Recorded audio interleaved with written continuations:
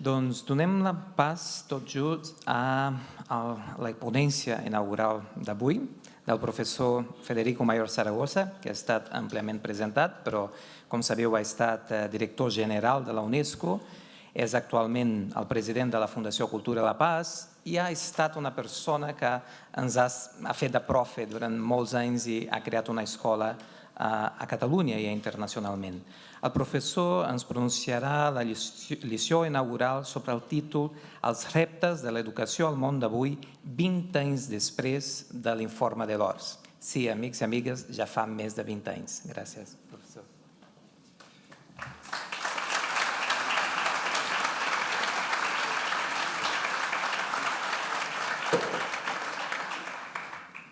Honorable Raül Romeva, senyor rector Jaume Casals, primer el vull felicitar perquè ho estan fent molt bé amb aquesta universitat i em complau molt veure-la sempre molt ben situada des d'un punt de vista d'eficàcia, de capacitat docent i també de recerca. El vull felicitar.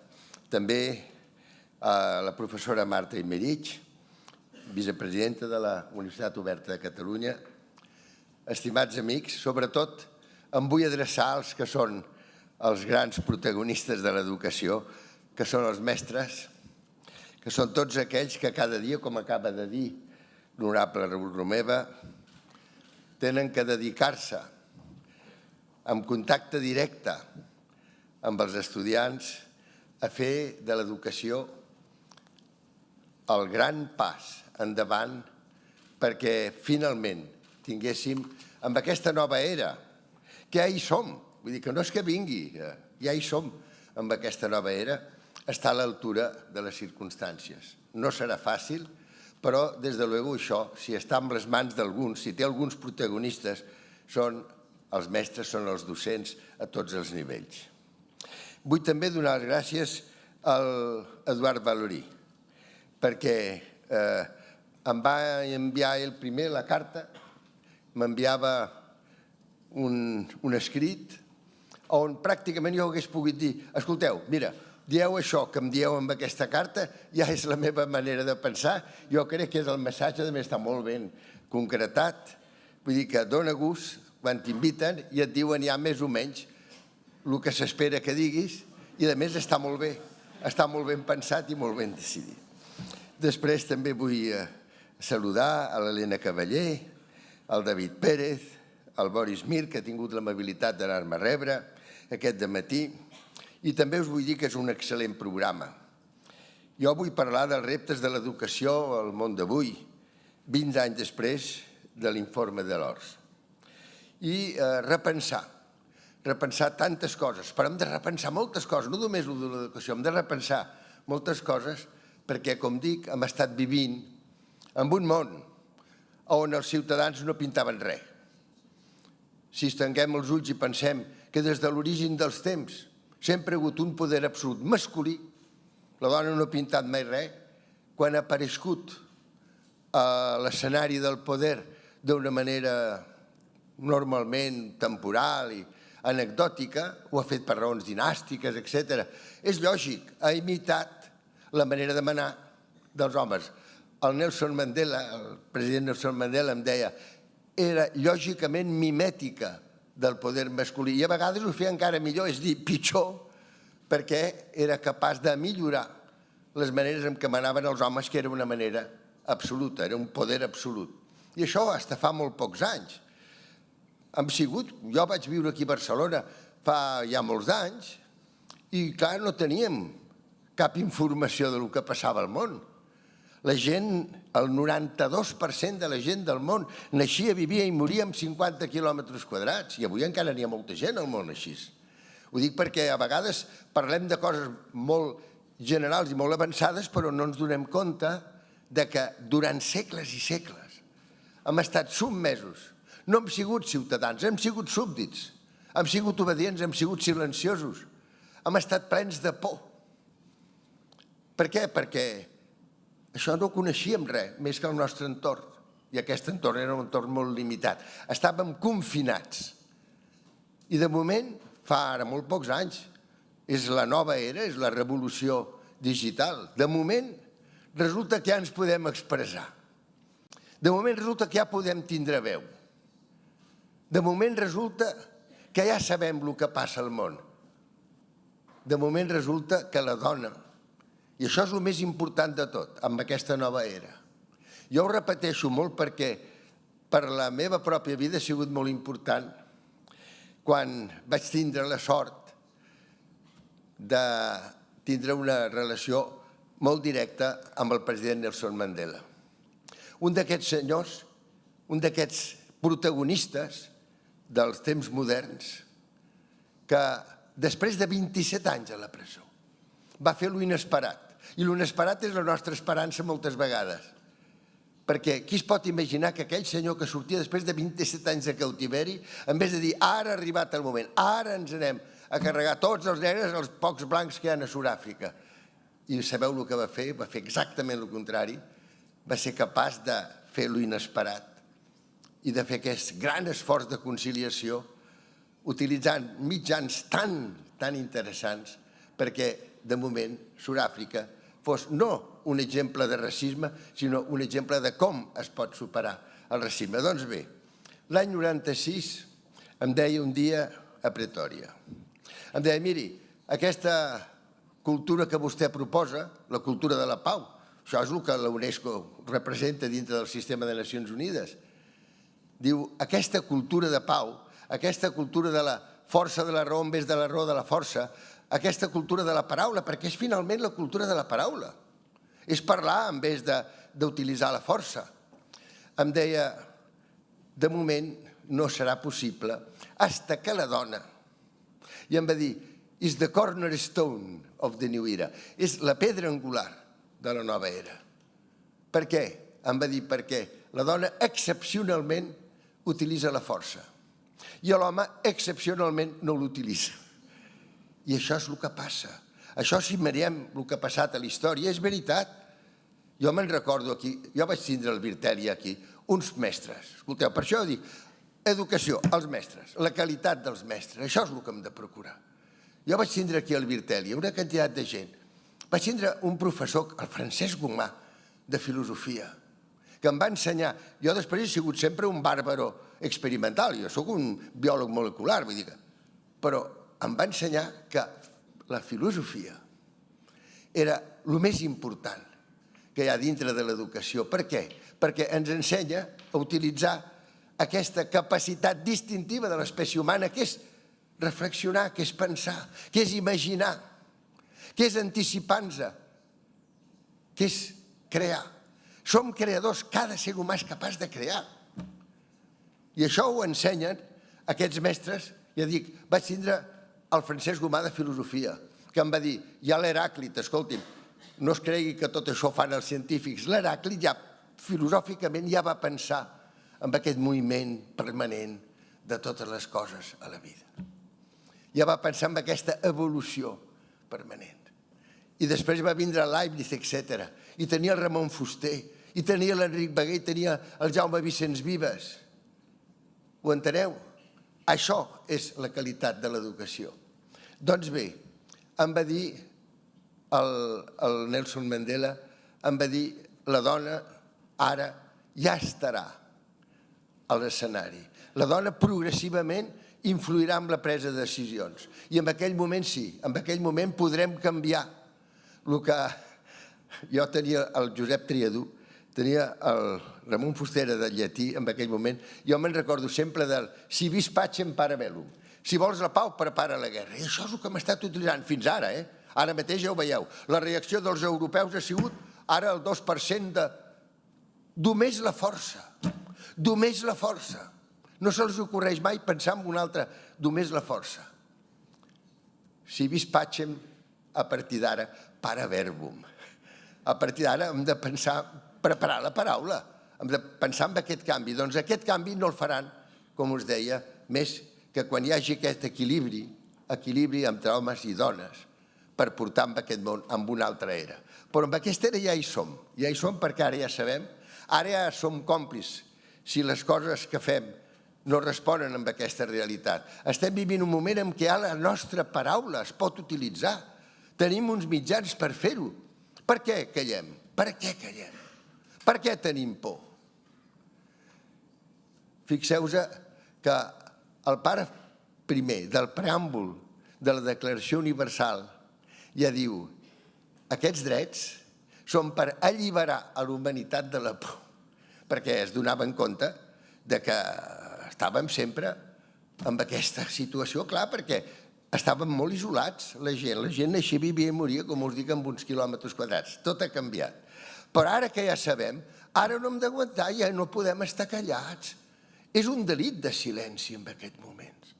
Quan jo veig que ara acceptem l'inacceptable, mireu, la meva mare i el meu pare eren gent molt modesta, però jo sempre me'n recordaré, aquí prop de, en fi, no molt lluny d'aquí, on jo vaig néixer, en una casa molt modesta, la meva mare em deia: fill meu, si vols ser feliç, no acceptis mai el que penses que és inacceptable. Doncs estem acceptant tot l'inacceptable. Hem acceptat que el senyor Reagan i la senyora Thatcher reduïssin la institució del multilateralisme democràtic, que és importantíssima. El disseny que va fer el Roosevelt era fantàstic i el va fer en un moment que era terrible, perquè era després d'una guerra de genocidi, una guerra que per altra vegada havia portat al món els japonesos, els italians, els alemans, i van dir: de moment ara fem una institució que tingui una agència especialitzada en salut, l'altra en educació, ciència i cultura, l'altra en treball, l'altra en alimentació. Amb alimentació es moren tots els dies. Avui moriran de fam més de 20.000 persones i nosaltres estan tranquils mirant a un altre costat. La major part d'aquestes persones que moriran avui són nens i nenes d'uns 5 anys d'edat. No pot ser. Hem acceptat l'inacceptable. Doncs bé, el Reagan i la senyora Thatcher diuen: fora les Nacions Unides, amb tots els seus defectes. Ja havia hagut un defecte que era canviar el voto per al veto. Aquest canviament d'una O a una E ja va ser molt perillós, però estàvem tots allí. I per tant podíem parlar de les nostres coses. I de moment diuen: no, ara substituïm tot això per al G6. 6 països tenint a la seva mà el món sencer. I això es va acceptar. I es va acceptar que substituïssin aquests valors dels que parlava l'honorable Romeva, es van canviar per les pautes mercantils. Els mercats fora, per tant, aquests valors essencials, que són els que tenim que posar, no només eventualment, sinó tots els dies, quotidianament, tenen que formar part de les nostres decisions i de la nostra vida. Què és el que té que normar el nostre comportament diari? Aquests valors. Ja ho diu la Constitució de la UNESCO. La humanitat serà guiada pels principis democràtics de la justícia, de la llibertat, de la dignitat i de la solidaritat. Fixeu-vos si aquests documents són importants, perquè es van fer en un moment, deia l'Ilia Prigogine, la creativitat és proporcional a l'atenció humana. En aquell moment hi havia una gran atenció humana, s'acabava una guerra terrible, on s'havien utilitzat els més abominables mecanismes i sistemes d'extermini, el genocidi i l'Holocaust. I en aquell moment et diuen: nosaltres els pobles. Que fantàstic! Com comença la Carta de les Nacions Unides. Jo crec que avui tindríem que agafar altra vegada aquests mateixos principis de la primera frase de la Carta de les Nacions Unides. Nosaltres els pobles, no estats, no governs, els pobles. Cada ser humà és igual en dignitat. Sigui home, sigui dona, sigui ric, sigui pobre, sigui d'un color de pell o d'un altre, tingui una sensibilitat sexual o una altra, cada ser humà és igual en dignitat. I tots ells són capaços de crear.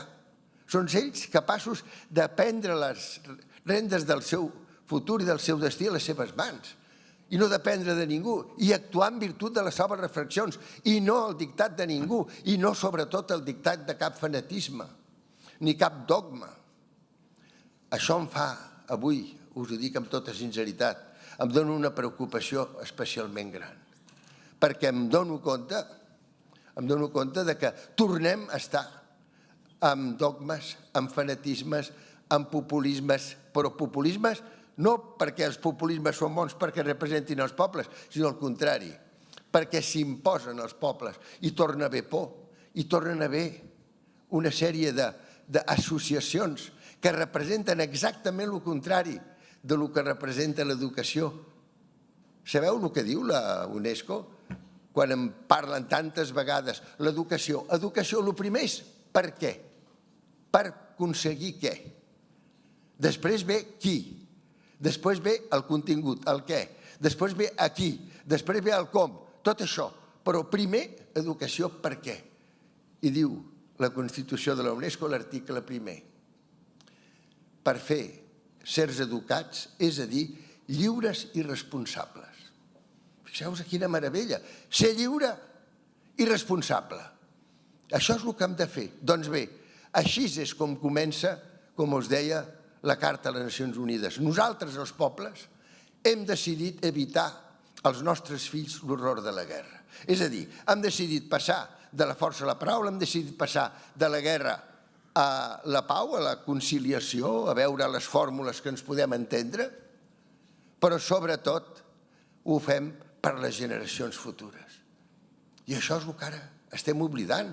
No ens donem compte que estem en un moment on ja estem a l'antropoceno, ja estem en un moment on podem arribar a punts de no retorn. I això us ho dic com a científic amb una gran preocupació, perquè aquest és el missatge que avui hem de donar. Jo m'he dedicat, alguns de vosaltres ho sabeu, sempre com a bioquímic a la prevenció de la discapacitat infantil. I sé molt bé que els anàlisis, ara es diu la prova del taló, però jo el que sabíem era que si érem capaços de diagnosticar de tal manera que tinguéssim un tractament a temps, s'evitava una malaltia, un deterioro neuronal irreversible. Avui estem a punt, en molts aspectes, tant socials com mediambientals, d'arribar a punts de no retorn. Són processos que són irreversibles, com aquests que nosaltres sabíem. Jo sempre els deia, el que ens interessa és tindre uns mecanismes de diagnòstic que permetin el tractament abans que sigui tard. Abans que sigui tard, tractament a temps. Avui estem plens de diagnosis. Avui tenim realment una quantitat de think tanks, d'informes, de reports, de comissions. No, ara el que ens interessa és saber. I per això jo trobo que és molt important aquesta reunió. De dir, s'arriba amb aquestes conclusions i això ho passem immediatament, ho posem immediatament en pràctica. Qui tenen que ser els protagonistes de tota aquesta discussió? Els mestres. Això és el que jo vaig decidir precisament perquè em coneixia tot això, ho havia viscut i havia sigut director general adjunt de la UNESCO, i quan vaig tindre, va ser una cosa molt inesperada, però quan vaig ser director general, el primer que vaig fer va ser, ara durant 48 hores no funcionarà cap sistema digital amb aquesta institució.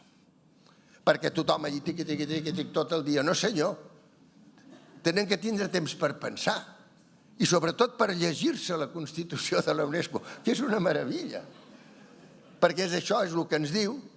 Jo els vaig dir, ara, durant 48 hores, tothom a llegir-se i a saber-se la Constitució de la UNESCO. I així ja no em preguntaran què és educació, perquè ja ho diu la Constitució. I que l'article primer diu, garantitzaran la lliure transmissió de les idees per la paraula i per l'imatge. Podeu imaginar? És això. És a dir, no estiguéssiu callats. Una vegada tinguéssiu temps per reflexionar, tinguéssiu temps... L'educació consisteix precisament en utilitzar la paraula primer per escoltar i després per expressar-nos a nosaltres mateixos. I la Constitució de la UNESCO diu sereu lliures i responsables si sou educats. I la Constitució de la UNESCO diu la solidaritat té que ser intel·lectual i moral. I això avui és el que ens falta. Ja veieu aquesta Europa. 4.000 morts ja portem a la Mediterrània. Per què? Perquè una paraula que era clau al sistema de Nacions Unides era precisament to share. Era compartir. Tenim que compartir, partir amb els altres el que tenim. Això és fonamental. I què hem fet? En vez de compartir, progressivament, en vez d'augmentar els ajuts al desenvolupament, els hem anat disminuint. Jo per això m'agrada molt que un dels temes que avui es tracten aquí siguin els objectius de desenvolupament sostenible. Em sembla molt bé que ho tracteu, efectivament, però us puc dir una cosa. L'any 98-99 jo havia decidit que no em presentaria un tercer mandat a la UNESCO, que me n'anava, i vaig pensar, bueno, col·laboraré amb la Carta de la Terra i amb l'establiment precisament d'aquests objectius que llavors es deien del mil·lenni, de l'any 2000 a l'any 2015. I al final no els vaig firmar. Per què? Perquè quan vam dir, primer, erradicar la fam. No pot ser que hi hagi gent que es mori de fam, no pot ser. A un món on tenim gent, 62 persones tenen més diners que la meitat de la humanitat. Com ho podem haver acceptat tot això? Com es pot acceptar que hi hagi aquesta diferència terrible, que a més no fa més que augmentar precisament amb el sistema actual? Doncs, què és el que hem de fer? El que hem de fer és repensar. I després, una vegada haguéssim repensat, tenim que expressar-nos i tenim que utilitzar els mitjans que avui ja tenim, que els tenim, perquè fa 25 anys no els teníem, però avui ja podem tots expressar-nos. I en vez de fer tants WhatsApp d'aquests i dir tantes coses, te espero, te quiero mucho, que està molt bé també, també es pot dir, també es pot dir, també es pot utilitzar, però hem de començar a utilitzar tots aquests mitjans per dir que no a una sèrie de problemes que avui tenim, que, a més, ho he de dir amb tota sinceritat, se n'acaben de gravar amb el nombrament del senyor Trump com a president electe dels Estats Units. Sempre han sigut els republicans, sempre han sigut ells, els que l'any 1919, i això es tindria que explicar a les escoles, ja van fer que el plan del senyor Woodrow Wilson, que va dir hem de crear una societat de nacions i hem de començar a utilitzar la paraula, i va crear un acord internacional de justícia permanent. Què és el que li va passar? Quan va arribar als Estats Units, els republicans hi van dir fora. I es va donar l'incongruència acceptada, que no s'hagués tingut que acceptar, de que els Estats Units havien creat la Societat de Nacions i els Estats Units no van formar part mai de la Societat de Nacions que havien creat. I passen els anys i arriba ja les Nacions Unides.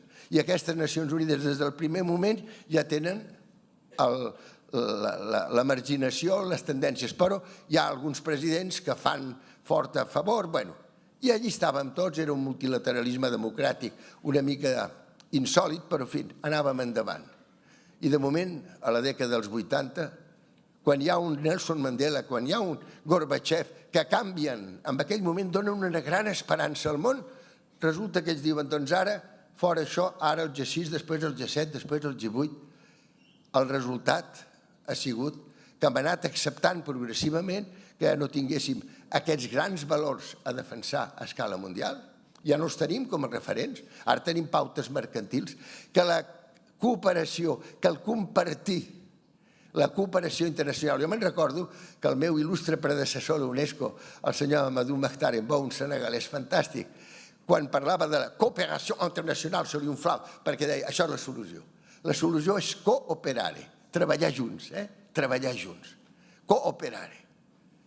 Ja ho veieu, la cooperació s'ha traduït, en vez de cooperació amb explotació, el que està passant amb el coltan i tot, això m'ho coneixo jo des de fa molts anys, és una vergonya. Europa ha disminuït en vez d'augmentar la seva solidaritat. On està la solidaritat intel·lectual i moral? Si ja no està ni l'altra, ni la física, que està molt bé, que quan un necessita menjar el que ha de fer és menjar i quan necessita aigua el que ha de fer és donar-li aigua. Però veieu la Constitució de la UNESCO que diu i tenim que fer també hem de compartir els nostres pensaments, les nostres emocions, la nostra manera d'enfocar les coses, la nostra experiència, aquesta experiència que avui tenen tants de mestres, perquè com que vivim més anys, doncs vinga, demanem-li que durant tots aquests anys ens ajudin a tindre permanentment no només el per què l'educació, que és per ser lliures i responsables, sinó després el què, quin contingut ha de tindre l'educació. I l'educació ha de ser fonamentalment una educació per aprendre a pensar, per aprendre a crear, la creativitat, les ensenyances artístiques. Això s'ha considerat inclús com una cosa secundària. I després ve el qui, i des de l'u el qui són els mestres i la formació dels mestres i l'avaluació perpètua. Tot això està molt bé i ho he vist aquí, ho feu molt ben fet i crec que està molt ben enfocat i no us diré més coses. Però el que sí que us he de dir és que el que és més important després d'això de tot és si el resultat és utilitzar el com, que avui el com és molt important, la didàctica és molt important, però, ojo, perquè jo he vist a vegades inclús anuncis d'una pàgina sencera on només parlen del com l'educació serà. I es parla de que els sistemes digitals i les tabletes de no sé quantos i els mòbils de no sé què i els... Ojo, perquè tot això està molt bé, però educació és diferent de capacitació. Això ho heu de tindre molt en compte, sobretot amb aquest equilibri que em sembla fantàstic entre UNESCO i OECD, però heu de tindre molt conscient de que hem d'anar molt al tanto amb el com. El com hi ha que utilitzar tots els mitjans aquests, però una cosa és l'educació, l'altra la capacitació. I l'altre és el coneixement, diferent de la informació. Hi ha moltes vegades que et dona la impressió de que es confonen el coneixement amb la informació, és molt diferent. El coneixement és la informació una vegada interioritzada, incorporada, pensada, reflexionada. Això sí, en aquell moment ja és una cosa que nosaltres tenim com una eina personal, cada ser humà. I després tenim la diferència entre informació i notícia. Ojo, que això ho va remarcar molt bé el Bernard Lon quan li van donar el Premi Nobel de la Pau l'any 1985, va dir, ojo, perquè a vegades que només prenem com a informació la notícia. I avui tenim, ja ho veieu, uns noticiaris. Això és una altra vergonya. Els mitjans de comunicació que tenim, la meitat de... No, la meitat no, abans era la meitat, ara potser ja és quasi tots. Tots estan, escolteu, la voz de su amo. Jo me'n recordo a casa, quan estàvem aquí a Barcelona, havia una gramola i posava allí His Master Voice. Doncs ara la major part dels mitjans de comunicació són His Master Voice. És terrible, perquè no pot ser que tinguéssim una informació que, a més, com li dic, a vegades no és veritat, però aquesta informació, la informació de la comunicació, és lo insòlit, per això és notícia. És el que passa extraordinàriament, i a nosaltres el que ens interessa és el que passa ordinàriament. Per tant, hem de saber diferenciar molt bé que quan parlem d'informació, i la informació és del conjunt. La informació és conèixer la realitat, mentre que quan parlem de notícia, parlem d'una informació que ve perquè és excepcional, perquè és insòlita. Tot això crec que és molt important a reflexionar en un moment en què voleu repensar aquesta educació, repensar aquells principis que van posar en marxa el president Delors en aquell moment. La veritat és que jo ja tenia moltes ganes que hi haguessin un grup de gent que posessin al dia el que en aquell moment ja era evident que es tenia que canviar. I el primer que es tenia que canviar, i amb això acabo, era el mateix programa d'educació de la UNESCO. Fixeu-vos, la UNESCO és la institució intel·lectual del sistema de Nacions Unides que té que construir la pau, elements dels homes. Per cert que algunes feministes van voler que poséssim dels homes i de les dones, els diuen dir no, en aquest cas els homes són els únics responsables de la guerra. No vingueu aquí perquè voleu posar sempre a les dones. No, està molt bé. La UNESCO comença amb un vers de l'Archibald MacLeish, d'aquest gran poeta nord-americà dels anys 40, que diu, puesto que les guerres nacen en la mente de los hombres. No poseu ara de les dones, perquè una vegada que us diuen la veritat i que us salven no hi ha que canviar-ho. Bé, doncs torno a el que a mi m'interessa, perquè crec que és molt important el que es repensi l'educació. Però penseu que el gran programa educatiu de la UNESCO era alfabetització i educació bàsica. Com és lògic, van vindre en aquell moment, hi havia uns personatges a escala internacional extraordinaris. I també a Àfrica. A Àfrica havia un Julius Nyerere, era un malimo, era un professor, era un mestre el Julius Nyerere, hi estava l'Houphouët Boigny, hi estava l'Homo Kenyatta, hi estava el Senghor, un poeta fantàstic. Ho dic perquè hi havia molta gent. I va vindre el Julius Nyerere a veure'm i em va dir: escolti'm, si volen que fem realment la construcció de la pau, tinguin un altre sistema d'educació. Per què? Educació bàsica, per què?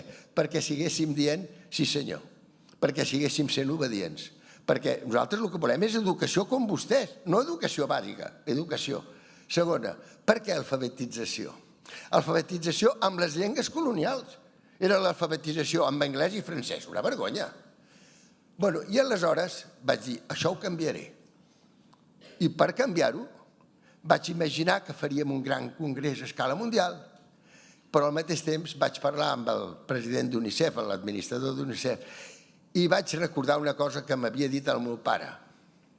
M'havia dit: fill meu, si algun dia tu creus que has de fer una cosa que creus en consciència després d'haver escoltat, després d'haver comparat, després d'haver-ho repensat, que l'has de fer, no demanes permís perquè no te'l donaran. I per això no vaig demanar permís. I per això vaig poder fer el canvi. De cop, amb aquell congrés va sortir educació, education for all throughout life, educació per tots a través de la vida. Es va armar una, no us podeu imaginar, clar, tots aquells que no volien, que el que volien és que siguéssim fent perquè hi haguessin gent obedient, que se sigués ensenyant només amb els idiomes colonials, tota aquella gent, va vindre a veure'm un senyor, que per cert no us el recomano, el senyor John Bolton, que en aquell moment era Under Secretary of State of the United States, va vindre directe de Washington a veure què ha fet vostè. I vaig dir: he fet el que tinc que fer. És que vostè no... I li vaig dir: miri, d'això jo en sé més que vostè. I a més ara se'n va del meu despatx. Vull dir que hi ha moments a la vida en què hem de saber estar al nostre lloc i prendre aquestes decisions.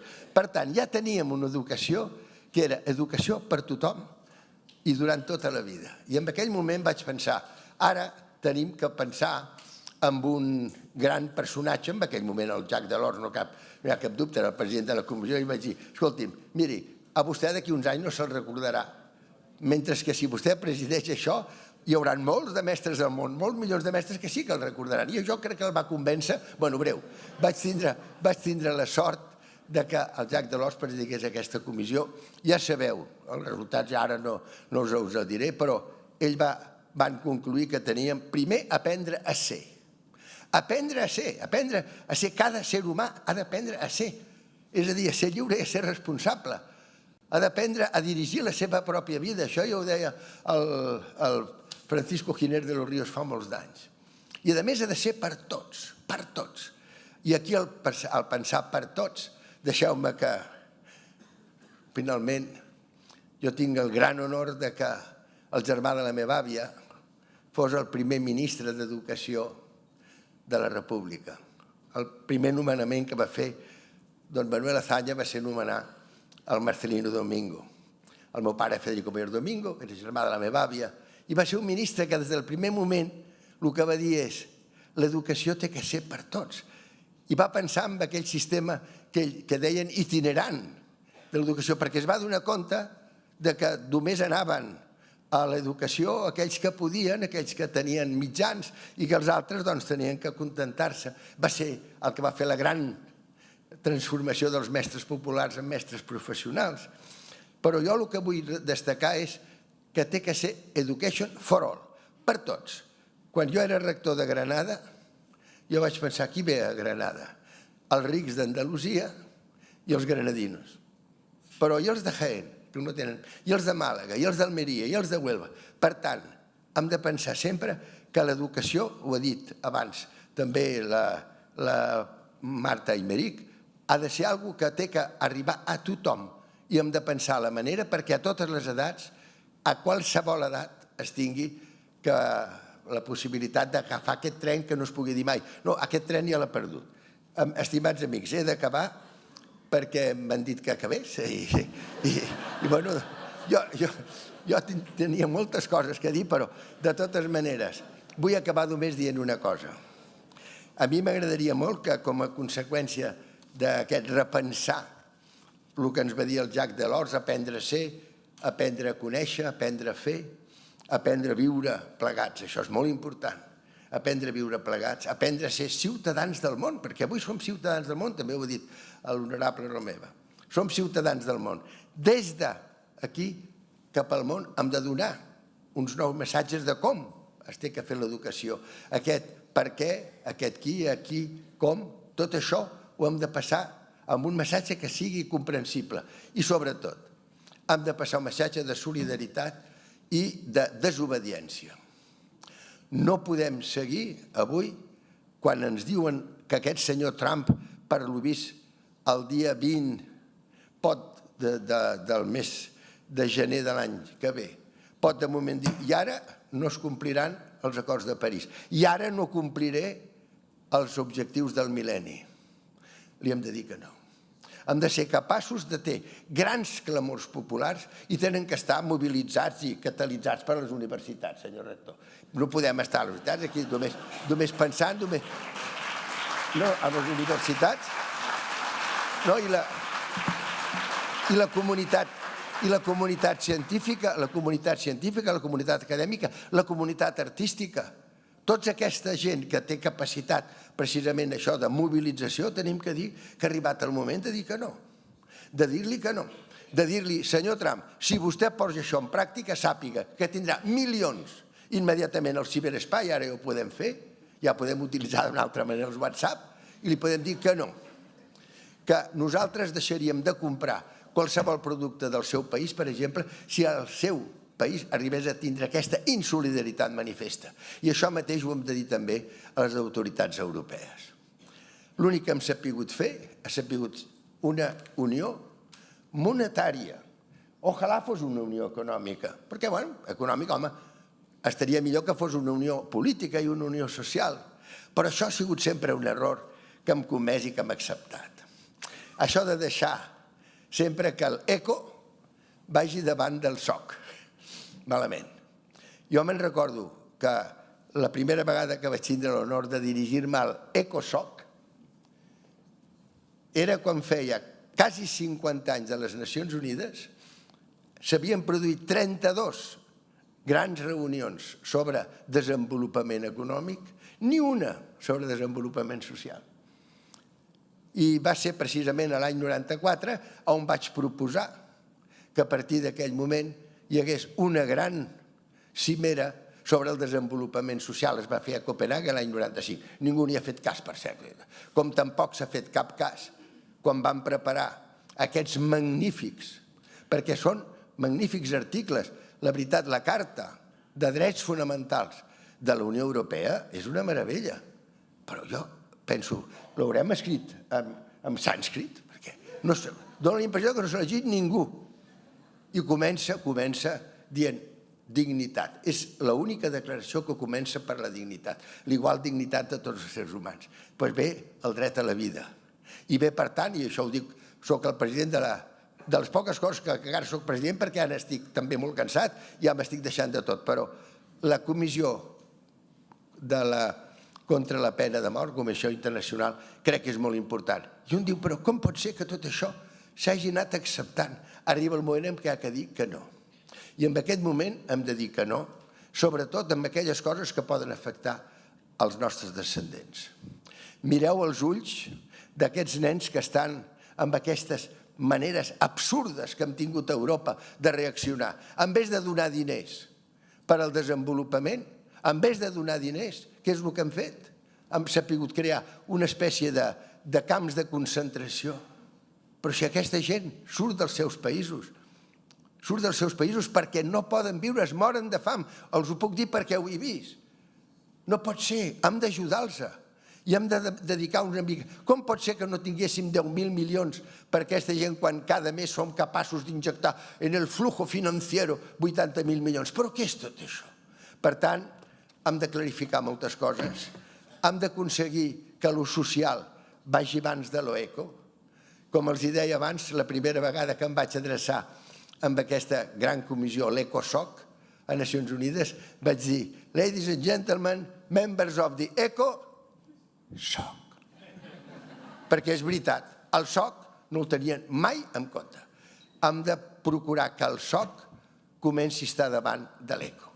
Hem de procurar que la dignitat de cada persona la sapiguéssim defensar i, sobretot, hem de procurar mirar als ulls dels nostres fills i actuar en conseqüència. D'aquesta manera sí que lograrem tindre una educació que estigui a l'altura de les circumstàncies. Moltes gràcies.